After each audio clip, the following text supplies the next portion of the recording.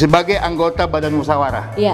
Bisa sedikit diceritakan apa sih itu BAMUS dan apa fungsinya di DPRD? Menurut Ibu, selama kurang lebih 2 periode ini, bagaimana peningkatan mutu kesehatan dan pendidikan di Kota Cilegon? Apa sih janji politik wali kota Cilegon ketika di tahun 2020? Mungkin ini bosan kali ya, beberapa media juga menanyakan, tapi kita harus bisa menjawab ke masyarakat Cilegon, seperti apa sih janji politik yang kalau tidak salah wakilnya adalah dari partai Ibu juga ya kan? Iya, wakil betul. daripada wali kota. Boleh disampaikan?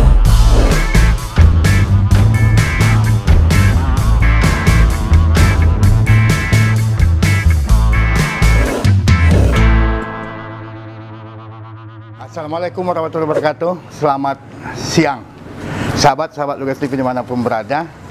Terima kasih kepada DPRD Kota Cilegon yang memberi kesempatan lagi kami PT Lugas Multimedia Nusantara, Lugas TV, mengadakan bincang-bincang dengan anggota Dewan. Dan kali ini narasumber kita yaitu dari anggota Badan Musyawarah, ya, beliau dari fraksi PKS, Ibu Widatul Sinta, ya, dari PKS. Dan menarik, kami menyambangi tempat usaha beliau, klinik beliau, tepatnya di pusat kota Cilegon. Luar biasa, tempatnya luar biasa, adem dan nyaman, yaitu klinik Ashansa Terapi Center, ya. Nanti kita akan lihat, coba tanya-tanya apa sih terapi ini, mengobatin terapi apa aja gitu ya. Di samping terkait tentang apa fungsi dan tugas daripada Badan Musyawarah di DPRD Kota Cilegon. Kita akan masuk ke dalam dan menemui narasumber kita. Oke, sahabat Lugas TV, seperti janji saya tadi ya, di luar kami menyambangi klinik Ibu Dewan, narasumber kita, ya. Tadi saya sudah menyapa sahabat Lugas TV, dan di sini tepatnya di sebelah saya, ya, narasumber kita di ruang bawah klinik. Ada 2 atau 3 lantai? 3 lantai. Oke, Ibu Dewan. Ya, siap Bang. Wajahnya semangat ini, ya. Kami datang ke tempat Ibu nih dari Lugas TV. Pertama mengapresiasi usaha Ibu yang bagi saya ini wow. Oh, ya. Bidang sosial yang luar biasa, kegiatan untuk menolong masyarakat banyak. Sebelum saya bincang-bincang lebih tanya nih tentang Badan Musyawarah. Oh ya. Ibu ada di sana gitu. Silakan menyapa sahabat Lugas TV. Ya, selamat siang, assalamualaikum sahabat Lugas TV. Perkenalkan, saya Widatul Sinta dari fraksi PKS, anggota DPRD Kota Cilegon. Saat ini berada di Komisi 2. Komisi 2. Sebagai sekretaris Komisi 2. Oke. Sahabat Lugas TV. Menarik bahwa kami mengapresiasi dan terima kasih kepada DPRD Kota Cilegon yang ketiga kali ini memberikan kesempatan bagi kami Lugas TV untuk suatu program podcast dengan tujuan mengedukasi, menyampaikan kepada masyarakat luas, khususnya Kota Cilegon, apa saja kegiatan-kegiatan anggota perwakilan daripada masyarakat kita, yaitu DPRD di gedung DPRD Kota Cilegon. Sebelum saya ke topik mungkin lebih inti terkait Badan Musyawarah, bisa diperkenalkan nih secara singkat Ibu, background Ibu di karir politik, kalau nggak salah mau 3 periode nih Bu. Silakan Ibu. Ya, untuk karir politik memang semenjak usia 17 tahun. Jadi dulu itu PKS itu bernamanya PK ya, Partai Keadilan. Nah, ketika itu saya usia 17 tahun adalah pemilih pemula. Yang dimana pada saat itu bingung ya, ini kita mau milih partai apa nih, baru pertama kali mau ikut nyoblos gitu. Nah, pada saat itu kakak saya memang sudah bergabung duluan ke PK gitu. Dan keluarga sebesar saya juga sebenarnya bukan PKS juga, tapi partai lain gitu ya. Dan mengenalkan terkait Partai Keadilan Sejahtera ini, pada saat itu saya melihat nyoba dulu lah gitu kan, ngikutin arahan kakak saya dulu, padahal orang tua saya, keluarga saya itu beda, bukan PKS gitu kan. Ya sudahlah, kita nyoba dulu ya. Dari situ kita bergabung ke PKS dan langsung bergabung ke organisasinya itu di DPC-nya ya. Kalau ini mah kecamatannya, kita kan ada 8 kecamatan. Saya domisili di Jombang, otomatis masuk ke DPC Jombang. Di situ kita ngikut-ngikut aja sih, namanya organisasi kan saya seneng tuh, karena dari kecil saya ikut organisasi sampai kuliah gitu. Nah dari situ seiring berjalannya waktu saya masuk kuliah di Untirta Teknik. Di situ saya masuk juga ke bagian eksternal kampus, organisasi maupun di internal organisasi kampusnya. Di situ terkait dengan BEM ya, kemudian himpunan teknik industri, ada juga organisasi kami ya yang eksternalnya, dimana di situ bidang politik nih kalau kami kan ya, sama seperti HMI ataupun yang lainnya gitu. Nah kita masuk di situ. Nah disitulah itu saya sebagai aktivis kampus lah ya, masih mencari-cari pengalaman, kemudian menimba ilmu organisasi seperti apa gitu. Nah di situ Bang mulainya aktif di situ. Kemudian di masyarakat pun saya terlibat dalam organisasi Karang Taruna dulu tuh, pemuda ya, dan terlibat langsung dalam kegiatan masyarakat baik di gotong royong, kerja bakti, dan majlis taklim di situ. Walaupun ketika itu masih mahasiswa, tapi saya masih bergaul lah dengan para emak-emak, ibu-ibu gitu. Komunitas kan. yang positif iya, lah ya. Karena di situ juga kita masih terlibat langsung lah dengan masyarakat ya, masih berbaur. Namanya di kampung mah paguyubannya ada gitu kan, gitu. Jadi gitu Bang. Nah terus setelah itu di tahun 2013 dicalonkan nih, diminta dari PKS ya, karena undang-undang terbaru pemilu itu harus ada kuota 30%-nya perempuan untuk mewakili keterpilihan di pemilu gitu. Ya, kebetulan nggak mencapai 30% nih, jadi ibu ditawarkan lagi tuh. Iya begitu Bang ceritanya. Jadi artinya sampai saat ini sudah di pileg kemarin itu 2024 mau menuju ke 3 periode. Iya insya Allah. Ini masih posisi periode kedua. Sebagai anggota Badan Musyawarah. Iya. Bisa sedikit diceritakan apa sih itu BAMUS dan apa fungsinya di DPRD? Jadi bagi sahabat Lugas TV, di DPRD Kota Cilegon itu ada yang namanya alat kelengkapan dewan atau singkatannya AKD ya. Nah AKD di DPRD Kota Cilegon itu banyak. Ada namanya Badan Musyawarah, disingkat BANMUS. Ada Komisi 1, 2, 3, 4, Badan Anggaran. Ada Bapemperda, pembuatan perda. Ada Badan Kehormatan. Badan Kehormatan. Nah saya saat ini di bagian anggota Badan Musyawarah, di mana namanya aja sudah musyawarah, berarti bisa dibayangkan nih. Iya, tempatnya kita rapat musyawarah di antara kita untuk mengagendakan kegiatan-kegiatan kedewanan, kemudian mencocokkan antara agenda di DPRD internal itu bersama eksekutif. Kan pasti kan kita ada rapat gabungan atau hearing-hearing terkait APBD. Nah disinilah fungsinya anggota dewan di posisi BANMUS ini, bagaimana mengakselerasikan agenda kita DPRD dengan eksekutif seperti apa. Mungkin terus keduanya juga mengagendakan kegiatan internal yang ada di kedewanan.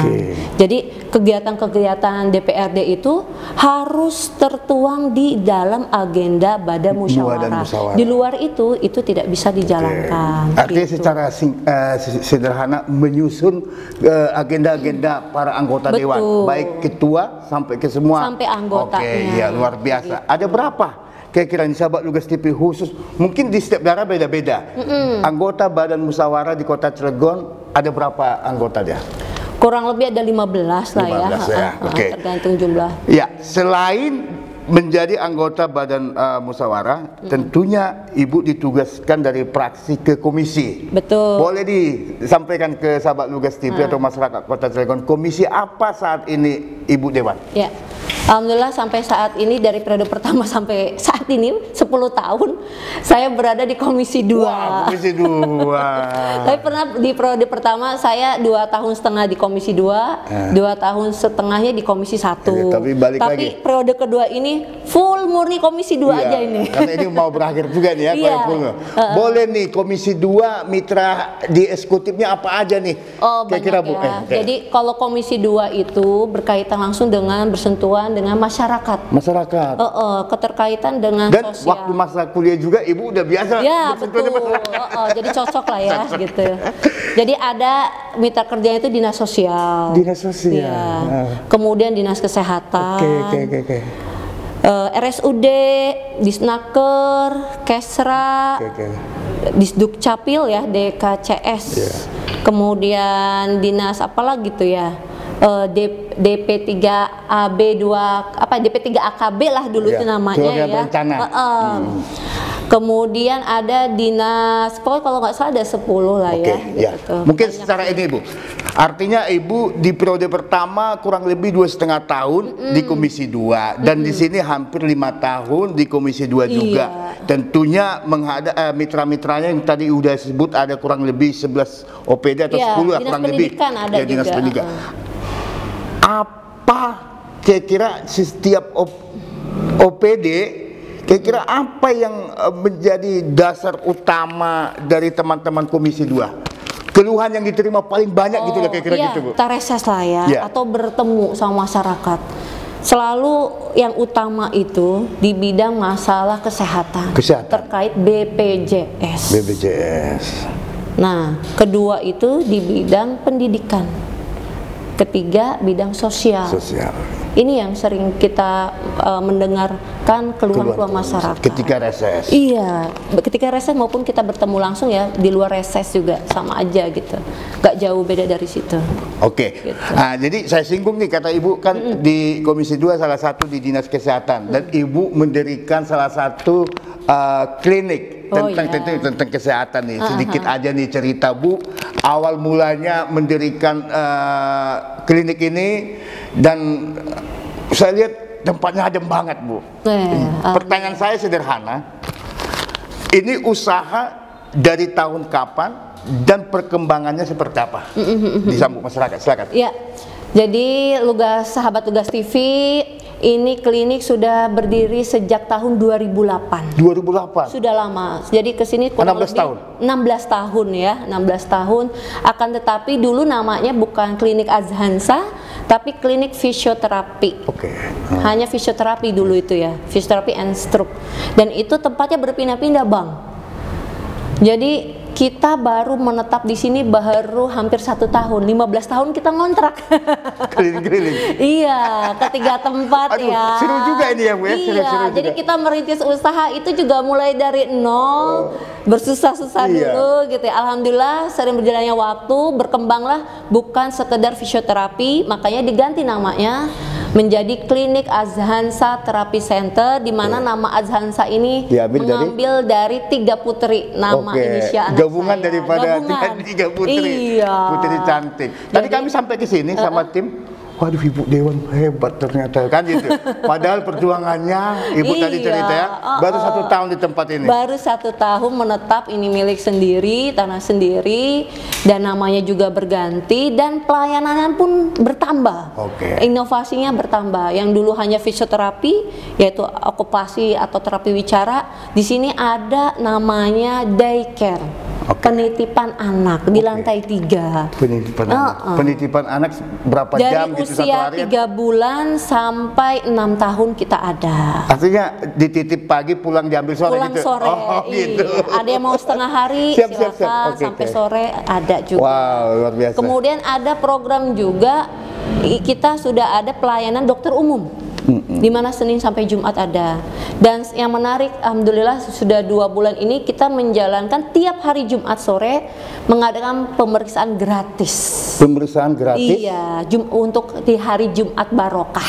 Oke, maksudnya ini kesehatan bagi masyarakat. Bagi masyarakat seluruh kota Cilegon. Syaratnya bawa KTP atau pokoknya datang aja, kita gimana? Warga Cilegon aja lah umum. Warga Cilegon. Gratis ya, Bu? Gratis. Woi, sahabat Lugas TV. Setiap hari Jumat berkah lah ya, barokah ya. Oke, itu dari kapan, Bu? Habis asar. Enggak, maksudnya program sudah 2 bulan. 2 bulan ini berjalan. Wow, luar biasa. Iya. Ibu, dengan klinik saat ini sudah berapa tenaga kerja yang Ibu pekerjakan lah tenaga? Hampir ada 25 orang karyawan. Wow, luar biasa, 25 karyawan Ibu. OB, security, sama terapis dokter dan sama tenaga-tenaga 25. Tenaga sukses, medis. Mudah-mudahan. Kita lanjut Siap, ke topik ya, Bu. Ketika reses, tentunya tadi Ibu udah singgung. Ya. Selain Ibu Jombang Purwakarta, betul. Ya, tentunya terjun ke lapangan. Dari mahasiswa Ibu sudah sering mengadakan ketemu dengan masyarakat. Tadi Ibu bilang rata-rata yang dipertanyakan tentang kesehatan, baru pendidikan. Pertanyaan saya, menurut Ibu, selama kurang lebih 2 periode ini, bagaimana peningkatan mutu kesehatan dan pendidikan di Kota Cilegon? Ya, untuk mutu kesehatan selama saya menjabat sebagai anggota dewan selama 10 tahun, hampir 10 tahun ini, dari tahun ke tahun meningkat ya, Bang ya. Yang tadinya belum ada program, masih ada program kesehatan gratis hanya kelas 3 gitu yang BPJS. Saat ini ada terobosan terbaru antara eksekutif, kerjasama antara eksekutif dan legislatif, yaitu UHC. Yang dimana hanya dengan menyerahkan KTP sudah gratis, akan tapi KTP ini harus terintegrasi dulu gitu kan dengan lintas dinas, lintas sektoral. Apakah ini termasuk, kan harus daftar dulu di Dinsos dan di Dinkesnya gitu kan, tidak serta-merta gratis, tapi memang ada persyaratannya juga, Bang, gitu ya, untuk itunya gitu. Oke, artinya menurut Ibu, pertanyaan saya segini, sederhana, mengalami peningkatan nggak mutu pendidikan? Iya, alhamdulillah ada peningkatannya. Akan tapi kalau untuk mutu pendidikan, oke lah meningkat dengan adanya penambahan jumlah sekolah negeri yang baru ya. Akan tapi dengan adanya sistem yang dari pusat, yang dimana ada sistem zonasi, afirmasi, kemudian prestasi, ini agak-agak banyak ada plus minusnya gitu kan, untuk sistem yang saat ini sudah berlangsung selama kurang lebih 3 tahun ya, kurang lebih itu, kurang lebih 3 tahunan. Ada aja problemnya ya, Bu ya? Ada saja gitu kan, karena ini kan kebanyakan kita memakai jalur zonasi yang dimana memang kuotanya lebih besar, hampir 55%-nya gitu. Ibu, sempat di media kita ya, di media sosial kita dapatkan dengan adanya pembukaan SMP baru, SMP negeri baru, itu agak merasa sekolah yang pesantren lah ya. Pesantren itu merasa lama-lama bisa terkikis, madrasah yang swasta, ya swasta lama-lama akan terkikis nih. Dari kacamata Ibu selaku dewan, bagaimana mengantisipasi hal ini? Ya, ini yang harus kita evaluasi kembali ya. Tapi ini kan kewenangannya pusat. Karena sistem zonasi ini kan dari pusat, dari Menteri ke Kemendikbud gitu kan, yang meluncurkan program ini untuk dilaksanakan di setiap daerah. Tentunya tadi itu setiap kebijakan pasti ada dampak positif negatifnya. Ada pro dan kontra lah. Pasti ada, itu namanya setiap kebijakan. Dan tentunya ini berimbas kepada sekolah-sekolah yang swasta. Tentunya hal ini pertama yang harus dilakukan itu mengevaluasi kembali sistem zonasi ini. Karena kalau diukurnya hanya lewat zonasi, ukuran jarak tempuh, ini juga tidak adil dengan orang yang punya prestasi tapi lokasinya jauh gitu kan. Ini yang menjadi, walaupun memang ada jalur prestasi, cuma kuotanya juga sedikit gitu. Dan kedua itu perlu adanya ini, Bang, pemerataan ya. Ada sebuah terobosan terbaru entah itu memberikan, kalau dana BOS pasti dapat swasta kan, itu pasti kalau dana BOS. Akan tapi kalau untuk ini bisa berikan beasiswa lah ya, gitu, karena yang swasta ini pasti bayar. Dan mahal. Kalau negeri kan kita gratis untuk SPP-nya semuanya gitu kan. Nah ini bagaimana caranya, entah itu subsidi dari APBD pemerintah Kota Cilegon untuk memberikan agar ada ini subsidi menjadi, ke sekolah swasta. Iya, alternatif ketika tidak tertampung di sekolah negeri, ini ada alternatifnya loh. Swasta juga yang bisa meringankan biaya pendidikan. Artinya pemerataan di institusi pendidikan itu akan menjalankan sebuah sifat keadilan. Saat ini kan kalau saya lihat tuh tidak adil gitu loh. Dimana satu sisi pemerintah belum perhatian penuh kepada swasta. Memang yang notabene memang swasta ini kan pasti yayasan, bukan dikelola oleh kita pemerintah. Nah inilah dampak negatifnya dari sistem zonasi ini. Gitu kan. Ini diskusi ini jawaban Ibu Dewan. Ini pernah kami diskusikan beberapa teman-teman media, bagaimana peran pemerintah ini menjawab persoalan orang tua lah umumnya yang masuk sekolah, karena tiap tahun mengalami problema terkait pendaftaran PPDB. Ya, sama persis kata Ibu, pemerintah harus bisa ngambil kebijakan subsidi kepada iuran sekolah buat swasta. Ketika nanti anaknya tidak masuk ke negeri dan masuk ke swasta, tentunya yang dihadapi orang tua kan SPP-nya, bukan sekolahnya. Kalau pemerintah jeli bisa subsidikan meringankan. Luar biasa. Pendapat Ibu sama dengan teman-teman kita di Ibu. Tentunya sebagai wakil rakyat adalah pengawasan eksekutif. Boleh nih saya bertanya dalam program ini, Bu, seperti apa sih janji politik wali kota Cilegon ketika di tahun 2020? Mungkin ini bosan kali ya, beberapa media juga menanyakan, tapi kita harus bisa menjawab ke masyarakat Cilegon, seperti apa sih janji politik yang kalau tidak salah wakilnya adalah dari partai Ibu juga ya kan? Wakil daripada wali kota. Boleh disampaikan di hadapan di kesempatan ini, Bu? Iya, kalau janji politik yang saat ini sudah dilakukan, karena tahun ini adalah pilkada serentak, di mana masa jabatan pun tidak sampai 5 tahun, hanya 3,5 tahun. Artinya pembangunan Kota Cilegon yang saat ini dipimpin oleh Pak Wali Heldi dengan Pak Wakil Pasanuji, tentunya ini akan menjadikan adanya kendala ya untuk bisa menunaikan atau menuntaskan janji-janji politiknya yang kemarin gitu kan.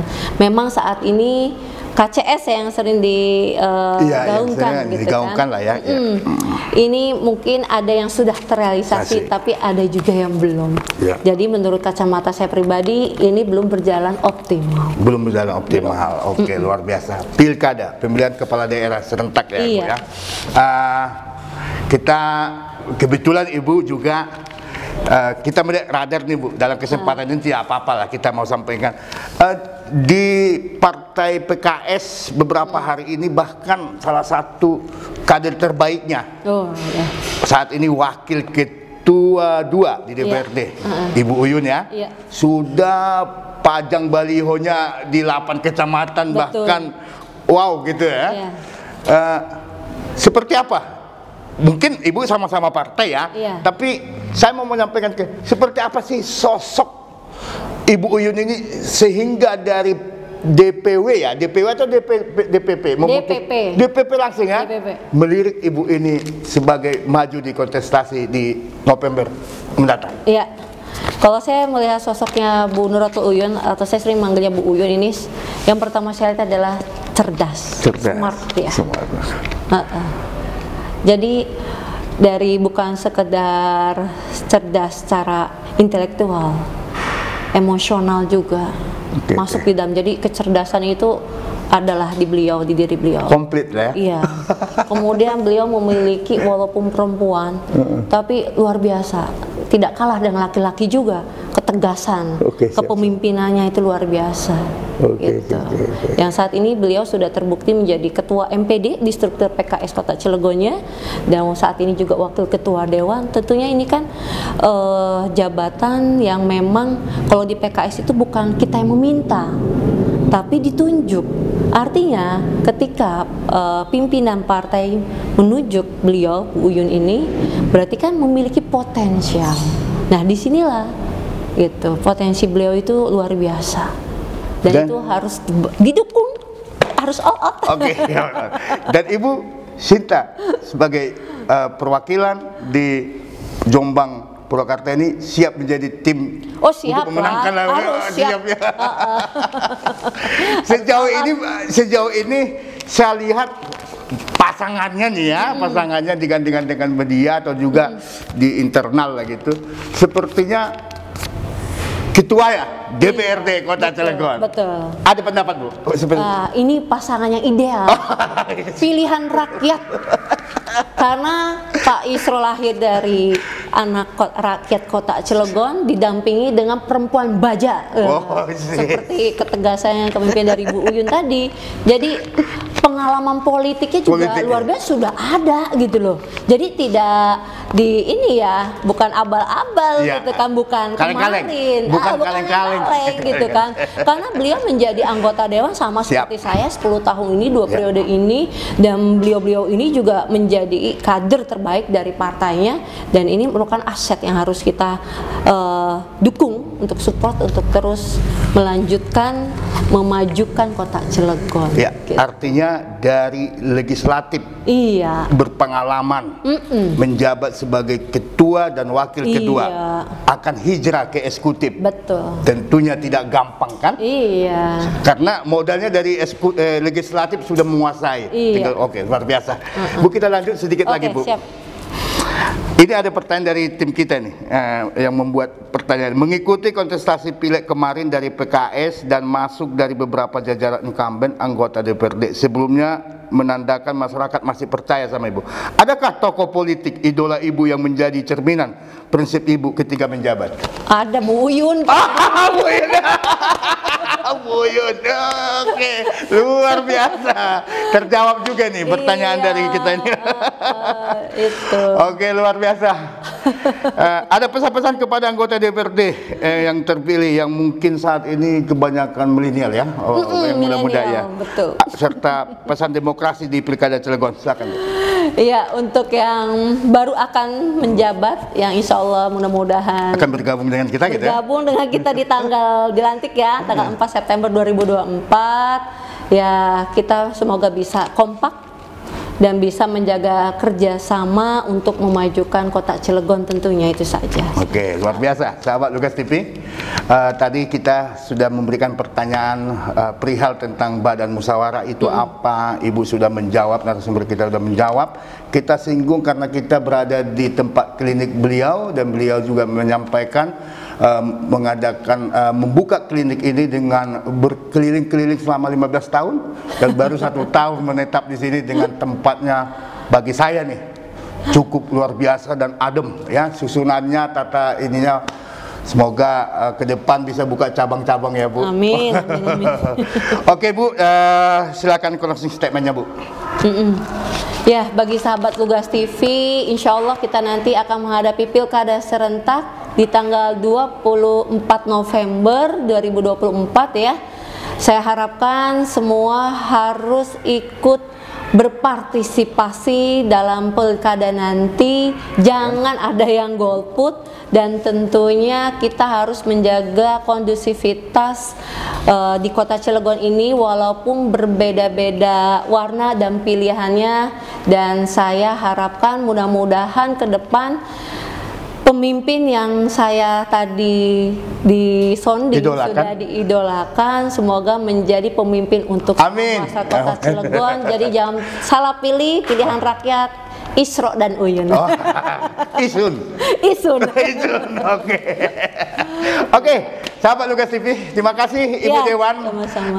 Demikian yang bisa kami sampaikan ke sahabat Lugas TV, itu podcast dengan DPRD, dan selanjutnya akan ditutup oleh dengan Mr. Pak Blangkon. Ya, baik. Terima kasih Bang Badia Sinaga. Sahabat Lugas TV, dimanapun Anda berada, sudah kita dengar sama-sama podcast di siang ini. Semoga semua menjadi pencerahan dan inspirasi untuk kita semua. Di sini Pak Blangkon menangkap beberapa benang merah. Karir politik dimulai dari usia 17 tahun, bukan kaleng-kaleng. Dewan 2 periode, bahkan menuju 3 periode. Anda tidak amanah, mana mungkin ini akan terjadi. Di samping anggota dewan, beliau pun ada usaha klinik pengobatan, bahkan gratis di Jumat Barokah. Sekolahan swasta perlu diperhatikan juga demi pemerataan dan keadilan. Ibu Uyun, walau beliau kaum Hawa, tapi cerdas dan tak kalah dengan kaum Adam. Dan terakhir, politik yang adil adalah politik yang memperjuangkan hak-hak semua lapisan masyarakat. Baik, Blangkon, Lugas TV. Sampai jumpa.